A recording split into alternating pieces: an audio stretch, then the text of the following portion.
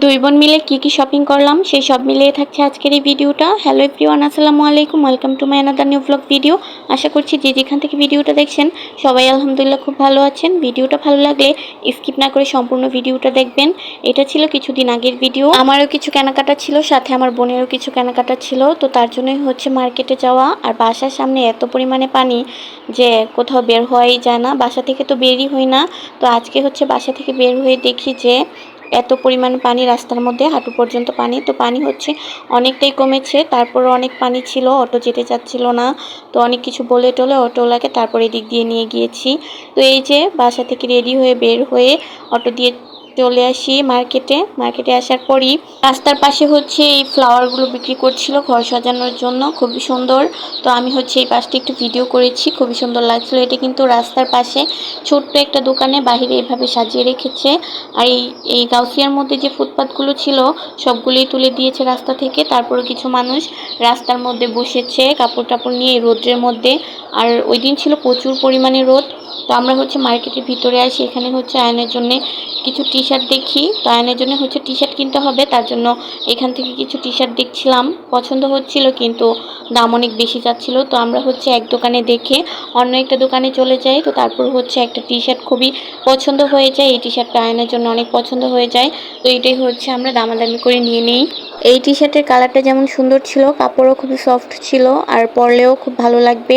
তো তার জন্য হচ্ছে এই টি শার্টটাই আমরা নিয়ে নিয়েছি। আর আমার বোনেরও এই টি শার্টটা খুব পছন্দ হয়েছে আয়নের জন্যে।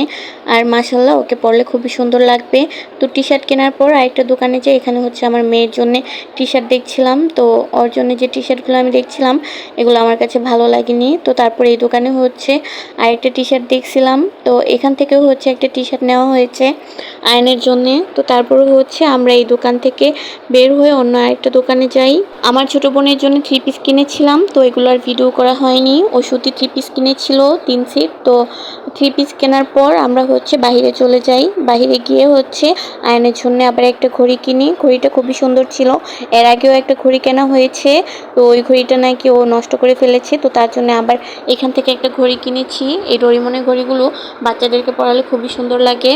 তো এখান থেকে ঘড়ি কিনা আমরা আবার একটা কসমেটিক্সের দোকানে চলে যাই। এখানে হচ্ছে আমার মেয়ের জন্য মাথার তাজ কিনবো, যেহেতু সামনে ওর বার্থডে ছিল। তো তার জন্য এখান থেকে তাজ দেখছিলাম মাথার, কিন্তু ওর যে চুল ছোট ছোট তার জন্য এই তাজগুলো লাগবে না, ব্যান্ড সিস্টেম তাজ নিতে হবে। তো আমরা হচ্ছে এই দোকানে দেখে অন্য একটা দোকান থেকে তাজ কিনে, এই তাজগুলো খুবই সুন্দর ছিল কিন্তু ওর মাথায় আটকানোর মতো চুল ছিল না, তার জন্য এই তাজগুলো নেওয়া হয়নি। তো আমি হচ্ছে ব্যান্ড সিস্টেম তাজগুলো নিয়েছি। তারপর হচ্ছে আবার বাইরে চলে আসি, আমরা হচ্ছে এখন বাসে চলে যাব।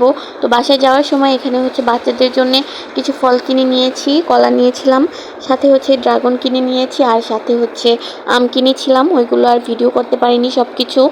তো বাইরে গেলে কিন্তু কেনাকাটা করতে করতে অনেক সময় পার হয়ে যায়, আর কিছু কিনবো না বলেও অনেক কিছু কেনাকাটা করে ফেলি। যেগুলো হচ্ছে আইডিয়ার বাইরে থাকে সেগুলোই বেশি কেনা হয়। তো তারপর হচ্ছে এখান থেকে হচ্ছে আমার বোন 2টা ওক কিনেছে। তো একটা ওক কেনার পর ভাবলো যে আরেকটা নিয়ে নিই, তো 2টাই নিয়েছিল। আর এই বছরে হচ্ছে প্রথমবারই আমরা ওক খেয়েছি, আর ওকগুলো খুবই মিষ্টি ছিল, সবাই খেয়ে অনেক পছন্দ করেছে। তো আমরা হচ্ছে রিক্সাওয়ালাকে দিয়ে 2টা ওক কিনিয়েছিলাম। উনি হচ্ছে ভালোভাবে দেখে বেছে দিয়েছে, যেহেতু আমরা চিনি না তার জন্য উনি হচ্ছে বেছে নিয়ে দিয়েছে ভালো দেখে।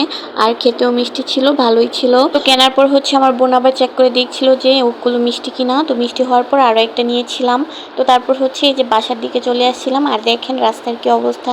এইদিকে পুরো রাস্তায় ডুবে আছে, এখনও পানি নামছেই না।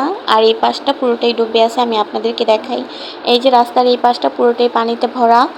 তো মানুষ চলাচল কিভাবে করবে রাস্তাঘাটে এরকম পানি থাকলে? আর বাচ্চাদের জন্য তো আরও অনেক অসুবিধা, রাস্তাঘাটে বেরিয়ে হওয়া যায় না বাচ্চাদেরকে নিয়ে এই পানির কারণে।